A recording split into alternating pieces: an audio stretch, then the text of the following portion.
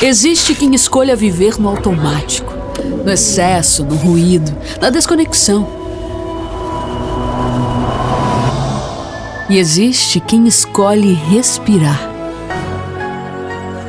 Em Porto Belo, na Costa Esmeralda, onde a natureza ainda dita o ritmo da vida, viver é um convite à pausa.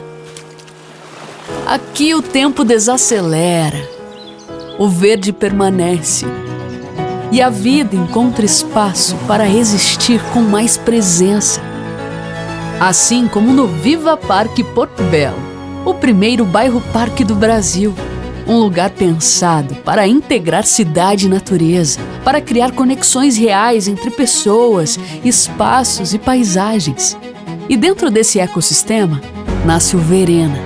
É nesse espaço que as escolhas ganham forma, para viver perto de tudo, sem abrir mão do tempo, da conexão e do equilíbrio, do bem-estar que nasce do silêncio, da pausa que acolhe. O Verenna é fruto do entendimento que viver bem não é ter mais. É viver com tempo, é cultivar conexões, é encontrar equilíbrio entre a vida urbana e a presença constante da natureza. Um empreendimento criado para quem valoriza o essencial, para quem escolhe viver com mais tempo, mais conexão e mais equilíbrio.